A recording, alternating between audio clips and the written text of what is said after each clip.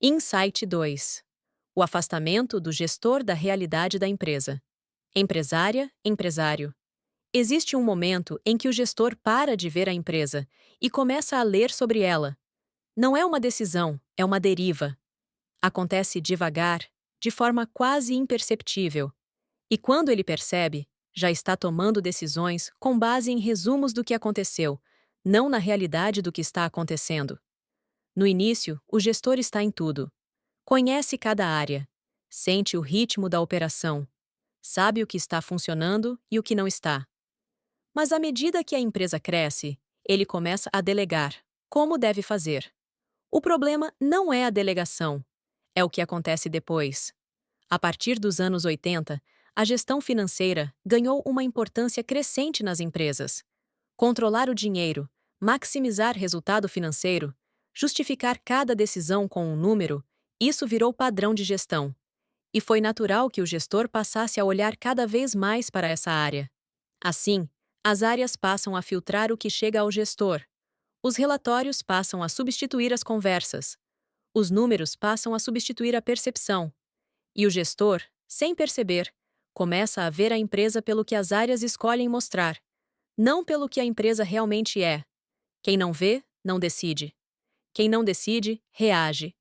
O gestor afastado da operação real começa a tomar decisões com base em leituras parciais. Aprova o que parece certo nos números, rejeita o que parece errado nos relatórios. Mas os números mostram o passado e pelo prisma econômico. E o mercado exige decisões sobre o futuro por todos os prismas.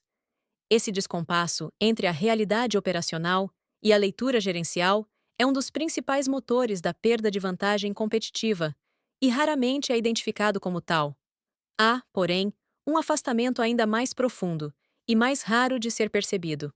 É quando a empresa se distancia da intenção original que a criou. Todo empresário, quando fundou a sua empresa, tinha uma visão, uma imagem clara do que aquele negócio deveria ser, do valor que deveria entregar, do lugar que deveria ocupar. Com o tempo, as urgências do dia a dia vão substituindo essa visão original.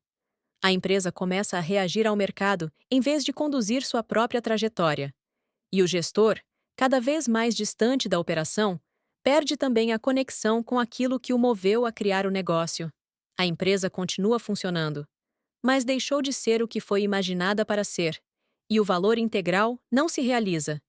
Esse é o custo mais alto do afastamento e o mais difícil de colocar em um relatório. O afastamento do gestor não é fraqueza. É a consequência natural de uma estrutura que não foi desenhada para manter o gestor conectado à realidade do negócio. E enquanto essa estrutura não for revista, a empresa continuará sendo gerida por leituras do passado, em um mercado que já mudou. Uma empresa que o gestor não consegue mais ler com clareza é uma empresa que começa a decidir por inércia. E quando a decisão opera por inércia, o primeiro elemento que perde precisão é o custo, porque custo real exige leitura real da operação.